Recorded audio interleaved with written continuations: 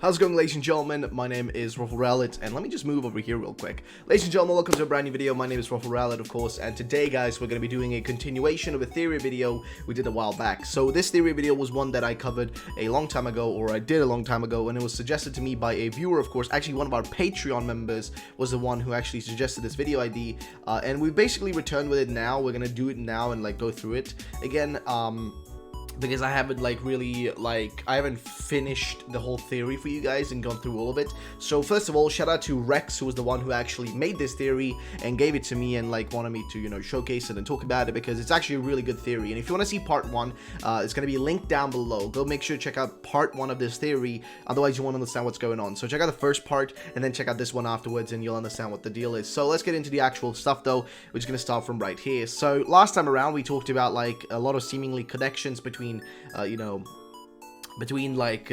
runic symbols and that sort of stuff in Galar versus real life stuff. So there's a bunch of that, but watch the first video and you'll see what that's all about. So next up we have Kalos x Galar, which is kind of interesting. So in addition, Odin has received the magic of the runes by swapping his eye. Furthermore, Odin, after the Völuspa, had once caused the first war. In the enemies, Odin flung the spear. That was the first war of mankind. In the sense of artistic freedom, Game Freak could change some stuff or divide on the concept into several clusters, which is true. They tend to take mythological things, right, and they'll twist them around and change them around so they aren't exactly the same. Therefore, it could be that the Odin cult was taken as the basis, which used as a symbol for Odin's spear, which you can see actually. There is the icon, so to say. If we actually scroll up here, you'll see what we're talking about. There's the icon for Odin's spear on one of the runes. I think it's around somewhere right there. There it is. So this icon right here, which is this one, it actually shows up in the actual trailer right there, and that's the one for Gungnir, which is the spear of Odin. And Gungnir is basically, well, it's that. So you get the point kind of across. But I would recommend, again, watch the first video. So let's see what we see, though. So next thing here. Therefore, it could be that Odin's cult was taken at the basis, which used as a symbol Odin's spear. It is also said that Odin threw his spear Gungnir rune, which we'll see above, which you saw above, over the Vannen, and thus triggered the first war. The spear came from the dwarves and had been given to him by Loki. Now imagine Odin's spear,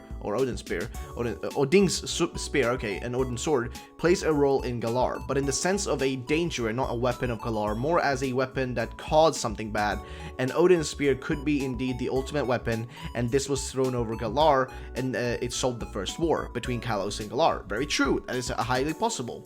In that sense, the Arsenic Odin are the people from Kalos who won the war, and the Vannen, Njord, are the people from Galar who were defeated in the war. Of course, Game Freak, for a game that is made mostly for children, will have decided to soften the basic material and have introduced their work of own creative freedom. But the basis of the whole story makes sense, which is true. And if you look into Pokemon, there's a lot of alchemic connections, a lot of mythological connections, a lot of that stuff exists within Pokemon, in the realm of Pokemon, so it's very likely they could have used this as a basis here, because they have used Nordic mythology and Viking mythology for other parts of Pokemon, for example, for Zygarde, Yveltal, and Xerneas, they use specifically that. Also, sorry about the background noise, because currently there's a train going by in the distance, and it's really annoying. It keeps me up at night. So, where was I? Also, in the clip about the story of AZ and the ultimate weapon, Roman Greek warriors were shown.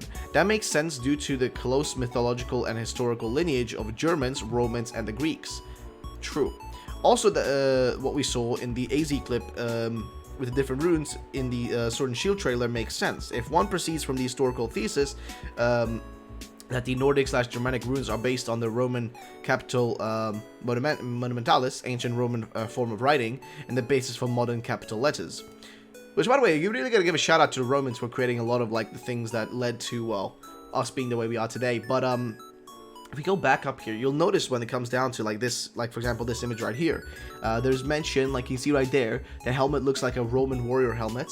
Up here you'll see like a helmet that, you know, is more akin to a Gallic warrior, and you know, you see tons of other stuff, and also connections to, I guess, Poseidon and that sort of stuff. So very likely they could use, you know, a lot of mixed mythology which works together with each other. Now, next part though, which is going to be interesting. So, if Melmetal 2.0 and AZ, King of Kalos, are combined, the illustration of Odin and Odin's spear, sword slash sword, is the ultimate weapon. Then we only need the counterpart here in the Galar side, which is true. And here we have a dragon, of course. And as you know, there is a dragon city within the map already, which we've seen. There's like a dragon at the front, and the rest, the back parts, like the actual city, is meant to look like the wings in the back of a dragon, which is really, really freaking cool. But we need a counterpart. So mythology fits the etiology here. This focuses on snakes and dragons. There are different stories. One of them says that the dragon pierced with a sword, Odin's sword, Fafnir, symbolizes the victory of good over evil. Kalos equals beauty equals good versus Galar equals plague equals evil. That's pretty rude, isn't it? The dragon, however, I'm not saying rude, you know, to the theory, I'm just saying rude like, they were considered evil. That's kind of rude, man. The dragon, however, was a mythological, has mythology considered two symbol contents, and if Kalos saw the dragon as an aggressive symbol, Galar could see the dragon in its protective effect, and is in the, in his watch function, a shield. Right, so from one side it's seen as a sword and a weapon, whereas from another side it's seen as a shield. I get that. Now, in this respect, the dragon's symbolics on the Galar map fit very well into the picture. Speaking of the map, there seems to be a direct connection between Galar and Kalos. The connection / route seems to be at the forest at the bottom of the map of the Galar map.